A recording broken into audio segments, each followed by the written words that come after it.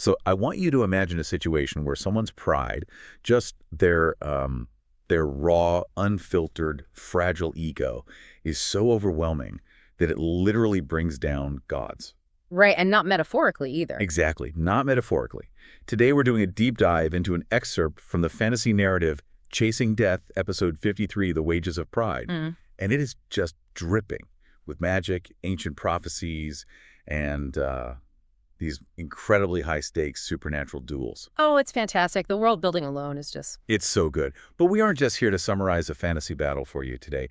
Our mission is to really unpack the anatomy of ego. Yeah, how pride drives both mortal men and immortal gods to make, frankly, terrible self-destructive decisions. Right. And we're going to look at what true power actually looks like when it's finally put to the test.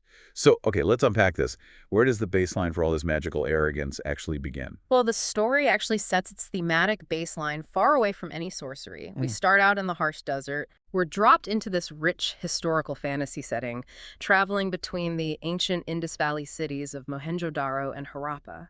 And we meet a young woman named Asha. Right, she's fleeing. Exactly. She has just escaped from a forced marriage, which is essentially a form of high society slavery in this world, to a powerful man known only as the One-Eyed Prince. Such a great villain name, by the way. Oh, absolutely. So she's fleeing across this brutal landscape with a merchant caravan, and she's specifically being aided by a Syrian trader named Idris. And Asha is terrified, obviously, but she's also, she's very calculating about it. She is. She assumes this prince, who paid something like 120,000 rials for her. Which is a fortune. A massive fortune. She assumes he's simply going to look at his ledger, realize the cost of tracking her across a deadly desert outweighs her financial value, and just, write her off as a bad investment. She's applying pure rational economic theory to her survival, right? Yeah. She views herself as sunk cost. She assumes a wealthy aristocrat isn't going to throw good money into the sand for a lost asset. Right, but Idris the merchant completely dismantles that assumption. He basically tells her she is entirely misunderstanding the mechanics of a bruised male ego. I love Idris. He just lays it out so perfectly. He really does. He delivers this masterful breakdown of how power functions when it's tied to narcissism. He warns her that when a man builds his entire throne on public perception, losing an asset stops being a line item in a ledger. It becomes like a profound narcissistic injury. Exactly. The One-Eyed Prince didn't just buy a person. He bought a trophy to announce his status to the world. So by running away, Asha publicly humiliated him in front of his own household. Right. Idris makes it clear that the prince isn't hunting her to recoup the 120,000 rials. He's hunting her so he can deliberately inflict suffering. Because inflicting pain on the person who bruised his ego is the only mechanism he has to, restore his sense of supremacy. Precisely. I mean, I see this dynamic in the modern world constantly, just with different window dressing. Reminds me of those incredibly toxic billionaire divorces. Oh. Or like a hostile corporate takeover, where a CEO spends, I don't know, $50 million on legal fees just to win a meaningless dispute over a minor patent. Right. It doesn't make financial sense at all. Exactly. The initial value of the dispute is completely irrelevant. The currency has shifted entirely from money to pride. It becomes strictly about punishing the other party for daring to challenge their authority. That analogy hits the core mechanism perfectly. The financial cost is totally irrelevant when the primary objective is repairing a fractured self-image. Yeah. And this mortal human pride playing out in the desert, this desperate need to protect a fragile ego at all costs, it serves as a perfect mirror for the magical arrogance brewing back in the royal court of Mohenjo-Daro. Right, which brings us to the villains of the piece. We have Tamuras, who is the former royal sorcerer. Right, the former sorcerer. And he's currently hiding out in the damp cellar of an abandoned temple, just seething with humiliation because he was recently defeated and replaced by a far more powerful sorcerer named Zayn. Yeah, he's not taking the demotion well. Not at all. Tamuras wants revenge. But his initial strategy is surprisingly sound. He doesn't just run out and challenge Zayn to a rematch. No, because Tamuras is experienced enough to know he cannot beat Zayn in a fair fight. So he and his disciples retreat to the Forsaken Temple of Nergal. Which is a super important location. It is. In the lore of this world, this specific temple functions as a magical dead zone. It's a physical anchor where ambient magical energy simply cannot be accessed. So no magic works there at all? Zero. So Tamuras plots an asymmetric trap. He plans to kidnap a young woman named Lila, whose life Zayn had previously saved, and hold her hostage in this basement. Wow. Yeah, so when Zayn crosses the threshold to rescue her, he'll be instantly stripped of all his magical abilities. Leaving him completely vulnerable. Exactly. Tamura's and his disciples can then just ambush him with physical blades. From a purely tactical standpoint, it's a flawless workaround for dealing with a superior opponent. It really is brilliant. Like, if you can't outcast the guy, you force him into a fist fight where you have a huge numerical advantage. Exactly. But Tamuras decides he needs to guarantee the victory. So he summons his patron deity, the great king of sorcerers, Samri. Yes, and Samri arrives in this terrifying display of otherworldly pressure. It's so visceral. And Tamuras pitches him this airtight, stealthy kidnapping plan. And what does Samri do? He just throws the entire strategy right out the window. What's fascinating here is how absolute power fundamentally degrades a being's capacity for strategic thought. It really does. Samri listens to this incredibly pragmatic ambush plan and feels genuinely insulted. As a deity of sorcery, he demands spectacle. You want to show. Right. He orders Tamuras to abandon the temple entirely, walk straight into the center of the royal court, challenge Zayn in front of all the nobility, and use a secret mantra to incinerate Zayn publicly. Okay, I have to push back on this trope a bit, though.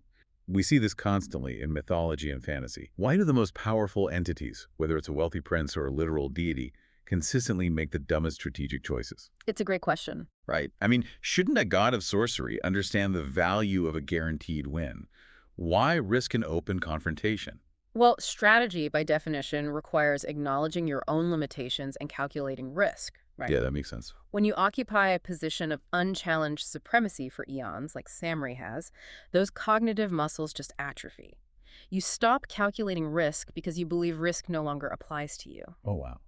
For Samri, a quiet victory in a basement doesn't feed his divinity. He requires the audience. The theatricality of the win, the public submission of his enemy, it becomes far more important than the tactical certainty of the win. So his ego just completely blinds him to the possibility of failure. Exactly. And that blindness is going to cost them everything. Because while Tamuras and his god are focused on putting on a show, Zayn's preparation for this duel is entirely different. Zayn is not resting on his laurels. He is actually experiencing profound dread. He is. Zayn knows the political landscape of the court is overwhelmingly biased against him, and he senses Tamuras is drawing on some very dark divine energy. So what does he do? In his anxiety, Zayn reaches out to an ally of his own, the sister of the goddess Baltus.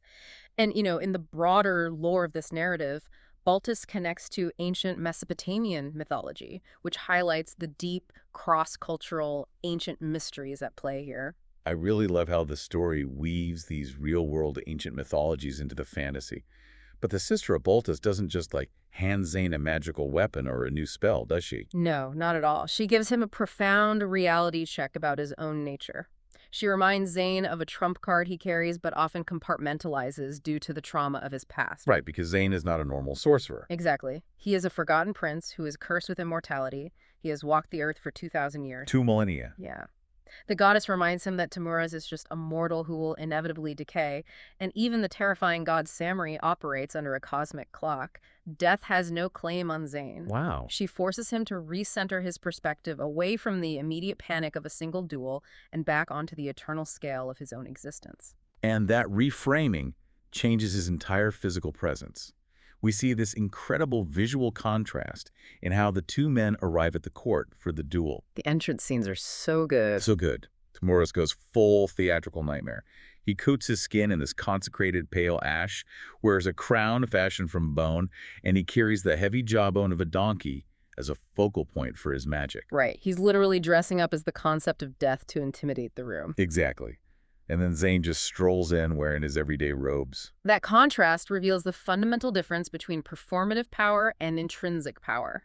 Tamuras requires the ash and the bones to convince the audience, and probably himself, that he is a threat. Right, because his power is borrowed. Yes. His power is borrowed from a god, so he has to look the part to maintain the illusion. Zayn requires zero props because his power is not a performance. It's an undeniable foundational fact of his biology. It makes me think of architectural engineering. Tamuras is like a building covered in menacing stone gargoyles and aggressive facades, trying to look imposing, but underneath the foundation is crumbling. That's a great way to put it. Yeah, and Zayn is just a solid block of granite. He doesn't need decorative gargoyles to prove he's heavy. The environment just has to deal with the fact that he's there. Exactly. And this ideological clash finally comes to a head the moment they step into the throne room. Right, and the environment in the court is incredibly hostile to Zayn. The prince and the high priest are openly favoring Tamuras, hoping to see Zayn eliminated. The courtiers are jeering. It's a mob mentality. Yeah. And up above, Lila is watching from the Baradari gallery. Right, the Baradari, which is a specific type of ancient pavilion with 12 doors designed to be completely open to the elements to allow airflow. So it means Lila has an unobstructed view of the duel, but she's also completely exposed and vulnerable to any stray magic. It ratchets up the tension beautifully. It really does. So Tamura steps onto the floor, kisses the foot of the throne to play the political game, and then demands Zayn strike the first blow. But Zayn refuses. Right. He verbally needles Tamuras about his previous humiliating defeat, goading him into attacking first. And Tamuras totally takes the bait. He throws a silver ring into the air, and it transforms into a shrieking waterfall of hellfire that completely engulfs Zayn. The court goes wild. Lila is terrified. The smoke is blinding. Tamuras waves his hand to clear the smoke, fully expecting just a pile of ash. And instead, Zayn is just standing there, unharmed, unbothered, and looking completely bored. the mechanics of Zayn's survival are crucial here. He didn't cast a shield, he didn't counterspell the fire. His 2,000-year-old immortal physiology simply processes the magical attack differently. Wow. To Kimura's, that hellfire is an ultimate weapon. To Zayn, it's basically a mild atmospheric inconvenience, and that realization shatters Timur's carefully constructed composure. Okay, I have to stop you there, though. We're talking about the dangers of ego, right? But Zayn is standing in the middle of a throne room, surrounded by enemies, casually yawning at hellfire and mocking his opponent. Yeah. How is his behavior not the exact same toxic arrogance we are criticizing in Tamuras and Samri? Like, is Zayn's ego just as inflated? It's a fair question, and from the outside, it absolutely looks like arrogance. But we have to separate ego-driven performance from objective reality. Okay, unpack that. Well, ego requires external validation. Tamuras needs the court to gasp at his fire. Samri needs the court to witness his supremacy. Zayn does not care what the court thinks of him. Right. His boredom isn't a tactic to look cool. It's a genuine manifestation of an immortal being realizing that a mortal threat literally cannot harm him. He isn't showing off, he's simply failing to be entertained by a lesser force. Ah, okay. That makes sense. It's the difference between a high school bully flexing for a crowd and an adult who just refuses to engage with a toddler throwing a tantrum. Exactly. So Tamura starts to panic. He grabs a handful of ordinary sand, mutters an incantation, and throws it onto the marble floor. And it transmutes into a massive 15-foot-long rabid lion that lunges directly at Zayn. But Zayn doesn't dodge. He doesn't throw a fireball back. He hits the lion with an unseen force mid-leap and turns the entire living construct into solid stone. It just crashes to the floor as a heavy statue. Wow. Notice how Zayn counters the magic. He doesn't meet force with force, he alters the fundamental atomic structure of the spell. Turning a dynamic, moving magical construct into inert stone requires a mastery over the laws of reality that makes Tamuras' conjuration look like child's play. Right, it's a demonstration of absolute dominion. And here's where it gets really interesting. Zayn looks at this stone lion like it's a puddle he accidentally stepped in, and he looks at Tamuras and says, "Why not call your master down here himself? Let the great Samri stand beside you." Right, he actively invites the god to join the fight. It's wild. It forces Tamuras into an impossible corner. He's completely out of tricks, his illusions of grandeur are shattered, and he is being publicly humiliated in front of the exact political body he wanted to impress. So pushed to the absolute edge of his pride, Tamuras screams for Samri to manifest. And Samri actually answers the call. But he intends to remain completely invisible to the court, planning to secretly assist Tamuras and rig the mortal duel. Right. He causes a localized earthquake that shakes the palace foundations, and he hurls a massive mountain-sized boulder. It's described almost like a trident, yeah. Yeah, a trident boulder directly at Zayn's head. The impact makes a sound that shakes the room, but the boulder just shatters harmlessly against Zayn. Samri is operating under the assumption that a mortal can't even perceive him, let alone survive a divine strike. So when the boulder shatters, Zayn doesn't just survive, he laughs. And that laugh is devastating to the deity whose entire existence is predicated on inspiring terror. Zayn looks directly at the invisible god, calls him out by name, and mocks him. Samri is so enraged by the disrespect that he spits a churning rope of molten lava directly at Zayn's chest. But before it even makes contact, Zayn alters reality again, turning the lava into harmless steam. And then Zayn says, "My turn." And he doesn't use a chant or a bone crown, he simply raises one hand. The scale of power shifts so dramatically here. Zayn literally tears the sky open and summons a localized lightning bolt that strikes straight through the palace roof, hitting Samri dead center. And he completely erases the god. The text describes Samri letting out this raw, undignified shriek, and then he is just gone. Yeah.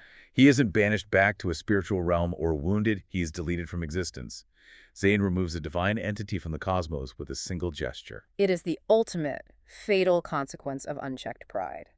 Samri believed his own myth so completely that he walked into a mortal space without even considering the possibility of a superior power. Yeah, his ego led him straight to his death. Exactly. It led him away from a tactical advantage in a magic dead zone, straight into his own execution. So Tamurraz is left standing there, having just watched his patron deity get vaporized.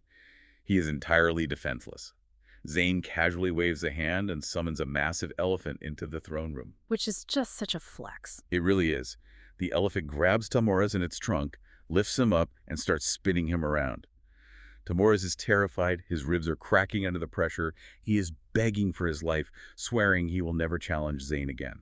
So Zayn decides to exert political dominance alongside his magical dominance. He announces he will spare Tamurraz's life, but he forces the prince, the very man who wanted Zayn dead, to formally enforce the punishment. Zayn orchestrates it perfectly. He forces the biased prince to decree that Tamurraz is permanently exiled. He must live a minimum of 1 mile outside the city walls, completely stripped of his titles. And if he ever returns, the elephant will finish the job. Exactly. The prince is so shaken from watching a god die that he literally stammers out the formal decree. Tamurraz is dropped to the floor, swears the oath, and limps out of the hall in total disgrace. If we connect this to the bigger picture, it is a masterclass in structural humiliation. Tamurraz's motivating desire was to restore his prestigious position in the court and gain public validation. Right. Because he could not let go of his bruised ego from their first encounter, he ends up weeping in an elephant's trunk in front of the entire nobility. And the specific authority figure he was trying to impress is the one forced to cast him out. I really want your psychological read on this ending, actually. Zayn frames this as mercy because he didn't kill Tamurraz, but is it? Well, I mean, for a narcissist whose entire identity is constructed around courtly status, power, and being feared, isn't being permanently stripped of relevance and exiled to the dirt a punishment infinitely worse than dying in a blaze of glory? without question. To a narcissist, irrelevance is the ultimate terror. If Zayn had killed him, Tamurraz would have died a martyr, a powerful sorcerer who fell in an epic duel. Right, a legend. Exactly. But by exiling him, Zayn dismantled the foundation of Tamurraz's identity. He allowed the man to live, but he executed the image Tamurraz held of himself. It's a terrifyingly precise, almost surgical kind of justice. So what does this all mean for us? What does this massive collision of ancient immortality, magic, and shattered egos leave us with as we navigate the decidedly non-magical conflicts in our own lives?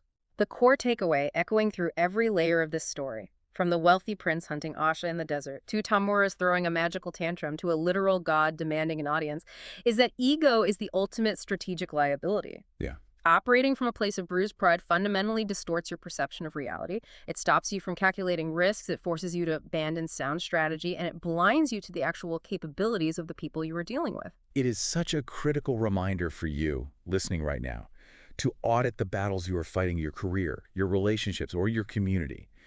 You have to ask yourself, are you engaging in this conflict for a strategic, meaningful reason that improves your life? Right. Or are you fighting purely because your pride took a hit and you want to punish someone to feel powerful again?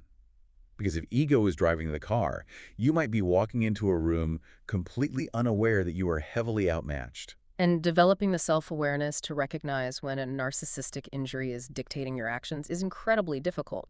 But failing to do so, as we saw today, can literally cost you everything you've built. I do want to leave you with one lingering question, though. A thought that wasn't wrapped up neatly by the end of the duel. Zayn won effortlessly. He deleted a god and banished his rival. Yeah. And he survived because he is a forgotten prince cursed with immortality. Mm-hmm. But is that actually a victory? It really reframes his entire existence in the story. Think about the cost of that power.